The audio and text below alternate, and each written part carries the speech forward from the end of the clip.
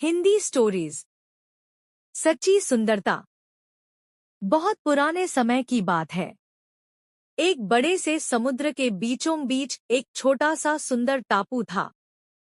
पूरे टापू पर बहुत सारे पेड़ पौधे थे। मैदानों में हरी हरी घास थी और हर रंग के सुंदर फूल वहां उगते थे। फूलों की महक से सारा वातावरण महकता रहता था। वहां एक बहुत ही अच्छा राजा राज्य करता था। सभी की खुशी में वह खुश होता था और सबके दुखों को बांटकर कम करता था। यह चुनाव राजा करता था। उस भाग्यशाली फूल को कुलदेवता के चरणों में चढ़ाया जाता था। पिछले कई वर्षों से बागीचे के सबसे सुंदर लाल गुलाब के फूलों को इसके लिए चुना जा रहा था। इसलिए गुलाब का पौधा बहुत ही घमंडी हो गया था। गुलाब के पौधे को पूरा विश्वास था कि राजा आएंगे और उसी को चुनेंगे। गुलाब के पौधे के पीछे मिट्टी के ढेर पर एक पौधा अपने आप उगाया था। छोटा सा, नाजुक सा। उस पर चमकदार पीले रंग के छोटे छोटे फूल उगे थे। वह एक जंगली पौधा था, इसलिए कभी कोई उसकी ओर ध्यान ही नहीं देता था। उसके फूल छोटे थे, लेकिन बेहद सुंदर थे। घंटी के आकार के उन फूलों की पंखुड़ियां किनारों पर गहरे लाल रंग की थी।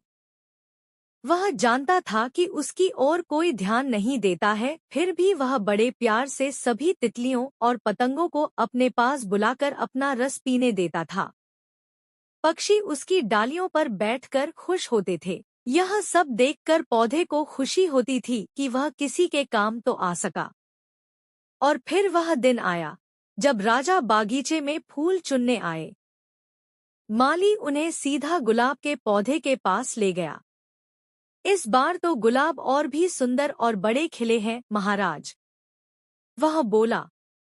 उसने सबसे बड़ा गुलाब तोड़ने के लिए हाथ बढ़ाया, लेकिन महाराज ने रोक लिया। वे किसी और सुंदर फूल को ढूंढ रहे थे। वापस जाने के लिए जैसे ही घूमे, उनकी निगाह पीले रंग के फूल पर पड़ी। उन्होंने घूमकर देखा तो उन्हें वह पीले फूलों वाला जंगली पौधा दिखाई दिया। उसके आसपास अनेक तितलियां और पतंगे घूम रहे थे, जबकि गुलाब का पौधा अकेला अलग खड़ा था। राजा धीरे से जंगली पौधे के पास गए और बोले, यह वह पौधा है जो बिना खाद पानी के उगाया है। उसके आसपास अनेक तितलियां और पतंगे घूम रहे थे। बाकी सभी पौधों का माली विशेष ध्यान रखते हैं, समय से पानी देते हैं, खाद डालते हैं, काट छांट करते हैं, इसलिए वे इतने सुंदर हैं।